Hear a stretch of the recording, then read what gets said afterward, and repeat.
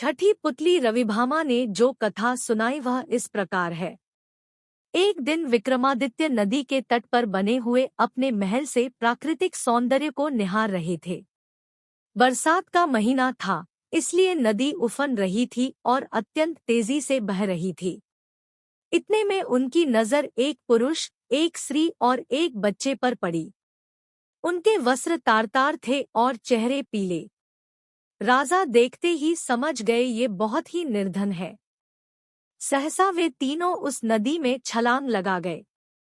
अगले ही पल प्राणों की रक्षा के लिए चिल्लाने लगे। विक्रम ने बिना एक पल गंवाए नदी में उनकी रक्षा के लिए छलांग लगा दी।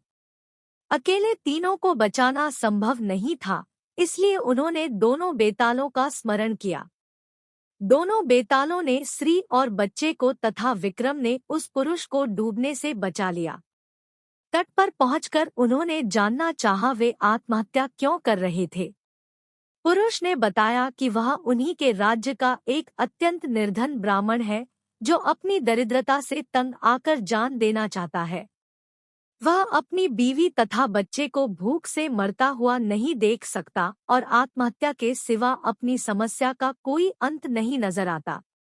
इस राज्य के लोग इतने आत्मनिर्भर हैं कि सारा काम खुद ही करते हैं, इसलिए उसे कोई रोजगार भी नहीं देता।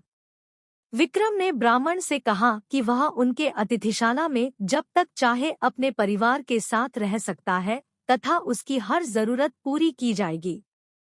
ब्राह्मण ने कहा कि रहने में तो कोई हर्ज नहीं है, लेकिन उसे डर है कि कुछ समय बाद आतिथ्य में कमी आ जाएगी और उसे अपमानित होकर जाना पड़ेगा। विक्रम ने उसे विश्वास दिलाया कि ऐसी कोई बात नहीं होगी और उसे भगवान समझकर उसके साथ हमेशा अच्छा बर्ताव किया जाएगा।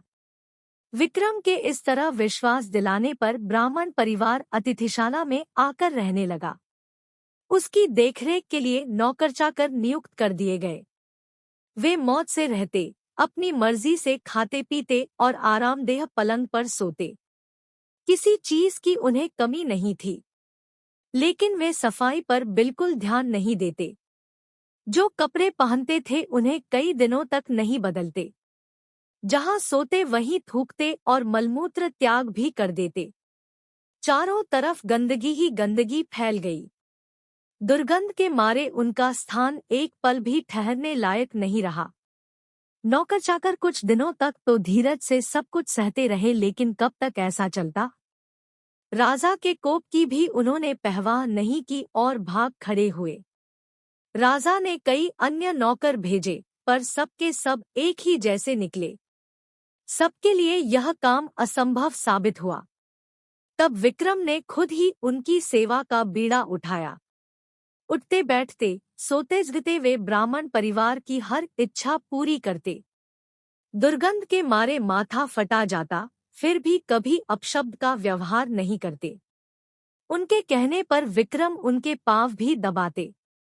ब्राह्मण परिवार ने हर संभव प्रयत्न किया कि विक्रम उनके आतिथ्य से तंग आकर अतिथि सत्कार भूल जाए और अभद्रता से पेश आए, मगर उनकी कोशिश असफल रही। बड़े सब्र से विक्रम उनकी सेवा में लगे रहे।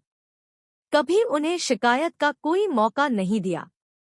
एक दिन ब्राह्मण ने जैसे उनकी परीक्षा लेने की ठान ली। उसने राजा को कहा कि वे उसके शरीर पर लगी विष्ठा साफ करे तथा उसे अच्छी तरह नहला धोकर साफ वस्त्र पहनाए। विक्रम तुरंत उसकी आज्ञा मानकर अपने हाथों से विष्ठा साफ करने को बढ़े। अचानक चमत्कार हुआ।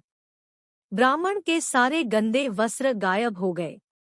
उसके शरीर पर देवताओं द्वारा पहने जाने वाले वस्त्र आ गए। उसका मुखमंडल तेज से प्रदीप्त हो गया। सारे शरीर से सुगंध निकलने लगी। विक्रम आश्चर्यचकित थे। तभी वह ब्राह्मण बोला कि दरअसल वह वरुण है। वरुण देव ने उनकी परीक्षा लेने के लिए यह रूप धरा था। विक्रम के अतिथि सत्कार की प्रशंसा सुनकर वे सपरिवार यहाँ आ उठे। जैसा उन्होंने सुना था वैसा ही उन्होंने पाया, इसलिए विक्रम को उन्होंने वरदान दिया कि उसके राज्य में कभी भी अनावृष्टि नहीं होगी तथा वहां की जमीन से 3-3 फसलें निकलेंगी। विक्रम को वरदान देकर वे सपरिवार अंतर्ध्यान हो गए।